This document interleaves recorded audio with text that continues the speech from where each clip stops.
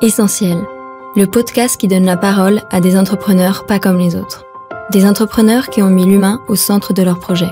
Pour vous faire découvrir leurs actions, en faveur d'un monde plus durable et plus responsable, nous avons décidé de leur donner la parole. Ensemble, plongeons dans le secteur de l'économie sociale et solidaire, un secteur plus que jamais essentiel à notre société. Bonjour à toutes, bonjour à tous. Je suis Guénelle Bezo et je suis ravie de vous présenter ce nouvel épisode de notre série de podcasts Essentiel, avec ESS en majuscule comme économie sociale et solidaire. Aujourd'hui, nous tendons le micro à l'association ESSEM, soutenue par la Caisse d'épargne Midi-Pyrénées dans le cadre du concours Coup de cœur 2022, à la suite de l'appel à projet utile et solidaire avec les jeunes. Maëlys de Saint-Salvi, cofondatrice et coordinatrice de l'association ESSEM, est notre invitée. Bonjour Guénelle. Que signifie ESSEM ? ESSEM, c'est l'abréviation de École du Ségala des métiers de l'écologie, notre association que nous avons créée en 2021 pour porter le projet de l'école de la transition écologique en Ségala ou être en Ségala. On est installé sur la commune de Najac. Notre action se situe dans un tiers-lieu rural en expérimentation. La commune possédait un ancien village vacances qui n'était plus utilisé depuis une dizaine d'années et elle a souhaité chercher des partenaires pour faire revivre ce lieu et autant que possible le faire revivre à l'année pour faire vivre le territoire vraiment plus loin que 2 mois dans l'année. Et c'est à travers cette aventure qu'on s'est engagé auprès de la commune avec un autre partenaire associatif aussi engagé autour des questions d'écologie et qu'aujourd'hui on mène dans ce lieu de notre côté des formations manuelles à la transition écologique et nos partenaires de l'accueil de groupe, de l'accueil touristique raisonné et aussi des formations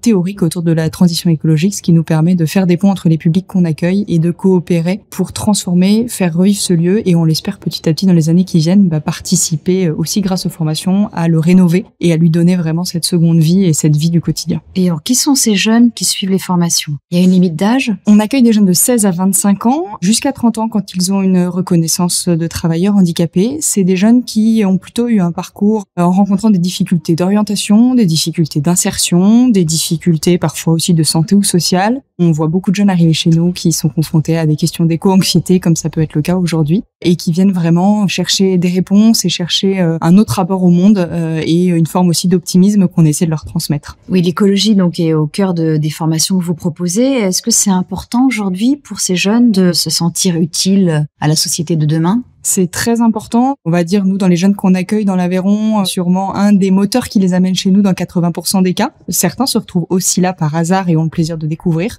Mais pour beaucoup, ils viennent d'abord pour une recherche de sens, pour se dire que leur métier va être en accord avec ce dont le monde a besoin et pour retrouver aussi une manière de faire société, de faire communauté, une manière de s'impliquer et de pouvoir porter un regard positif sur l'avenir et pas défaitiste. Et parmi les jeunes que vous avez eus en formation, est-ce que certains ont eu un parcours réussi suite à la formation ? Tout à fait. Alors, ça fait bientôt 2 ans que nos formations ont lieu. On a accueilli une 30aine de jeunes déjà dans nos formations. Moi, je pense aujourd'hui à un jeune qu'on a accueilli, qui était un jeune en décrochage scolaire dans son année de terminale, décrit comme tel par les enseignants, par l'institution, plus en phase avec l'apprentissage, des difficultés de communication. Et puis, il est d'abord venu pour une session de 2 semaines de découverte chez nous. On a réussi à décrocher en bilan de ces 2 semaines un c'est cool, ce qui était déjà une grande victoire et une capacité à communiquer. Et surtout, ça lui a donné envie de revenir passer 3 mois pour approfondir avec nous les métiers de l'éco-construction. Et pendant ces 3 mois, on l'a vu du haut de ses 18 ans, en fait, faire preuve d'énormément d'énergie, d'énormément d'efforts, d'une grosse capacité de travail à partir du moment où ça l'intéressait et où c'était ses mains qui travaillaient. Et il a vraiment cette envie aujourd'hui de poursuivre à travers une formation qui peut être celle d'OPEC, ouvrier professionnel en éco-construction.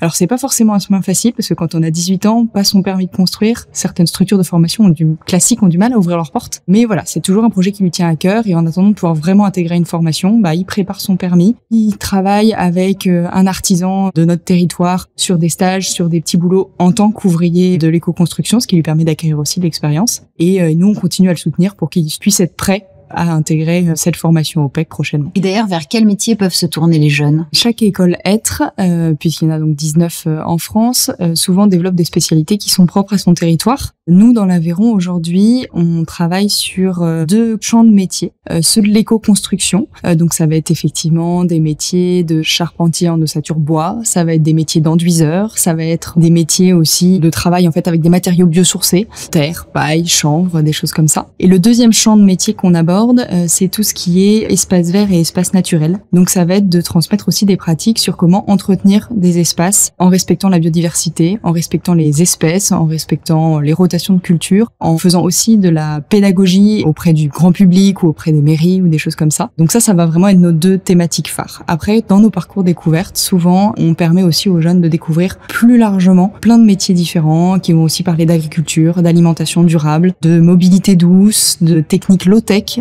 qui sont aussi des sujets qui amusent les jeunes, parce que quand ils passent 2 semaines chez nous, la première idée, c'est d'abord de les accrocher, d'accrocher leur motivation, d'accrocher leur envie d'apprendre, et ensuite de voir avec eux vers quoi ils ont envie de se spécialiser, soit chez nous dans l'Aveyron, soit éventuellement auprès de nos partenaires au sein du réseau Être. Vous travaillez avec énormément de partenaires sur votre territoire. Si je résume, on travaille avec 3 grands types de partenaires. Les partenaires professionnels, bien sûr, tous ces artisans, toutes ces petites et moyennes entreprises qui sont impliquées dans leur façon de travailler sur ces enjeux de la transition écologique et qui nous donnent du temps pour transmettre leur savoir aux jeunes. On travaille aussi, bien sûr, avec les prescripteurs jeunesse, les structures jeunesse, les pôles emploi, les missions locales, mais aussi les associations d'accompagnement, parce qu'on a des jeunes qui ont des difficultés diverses et variées et il faut qu'ils puissent être entourés. Et puis, on travaille, bien sûr, avec nos partenaires vraiment de territoire, la commune qui nous met notre tiers-lieu à disposition, la communauté de communes qui nous a soutenus dans le lancement du projet, vraiment les acteurs locaux aussi qui nous encouragent et qui permettent que ce projet prenne forme tous les jours. Le concours Caisse d'épargne vous a aidé, vous a apporté quelque chose de concret justement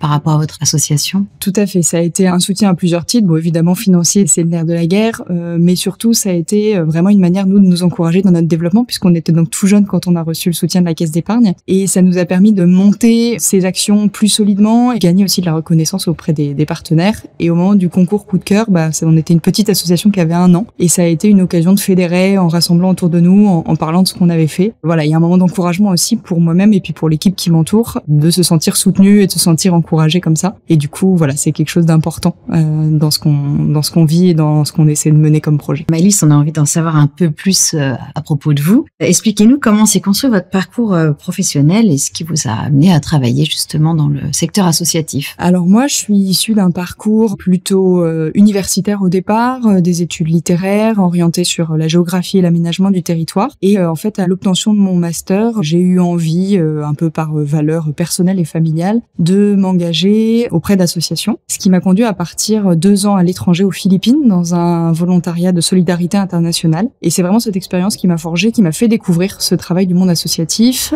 et notamment les questions aussi de l'égalité des chances éducatives, puisque c'était l'objectif de l'association avec laquelle je travaillais. Et c'est finalement en fait un engagement qui s'est maintenu dans la suite de mon parcours professionnel quand je suis revenue en France auprès de d'autres associations qui travaillaient aussi en faveur des quartiers prioritaires et des jeunes dans les quartiers prioritaires, en région parisienne, en région toulousaine. Puis petit à petit, grâce à cette expérience et puis grâce aussi à la montée de mes convictions personnelles autour de l'écologie, autour de nos modes de vie, autour des enjeux pour demain, j'ai eu la chance de croiser le réseau Être, donc la première école Être, l'école Être de La Hage à côté de Toulouse, qui avait initié cette idée de réconcilier les jeunes à l'écologie et à leur parcours professionnel. Et c'est grâce à ce réseau qui m'a soutenue en 2020-2021 que j'ai pu lancer le projet d'école Être, qui appartient aujourd'hui à un réseau national de 19 écoles sur tout le territoire, et projet qui a pu se monter aussi grâce au soutien de la région Occitanie, qui est très fort pour les écoles sur ce territoire-là. Merci Maëlys. Et qu'est-ce qu'on peut vous souhaiter alors pour la suite? Ce qu'on peut souhaiter, c'est d'abord aux jeunes beaucoup de réussite, beaucoup d'épanouissement personnel, parce que pour nous, ce qui est vraiment important, c'est qu'ils trouvent une place au-delà de juste trouver un métier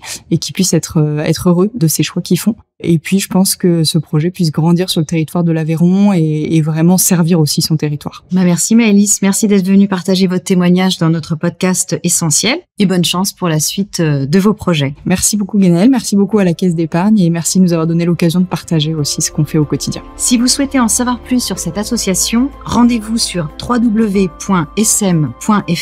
Vous pouvez également visiter notre site internet pour en savoir plus sur le soutien qu'apportent les caisses d'épargne aux acteurs de l'ESS. À bientôt!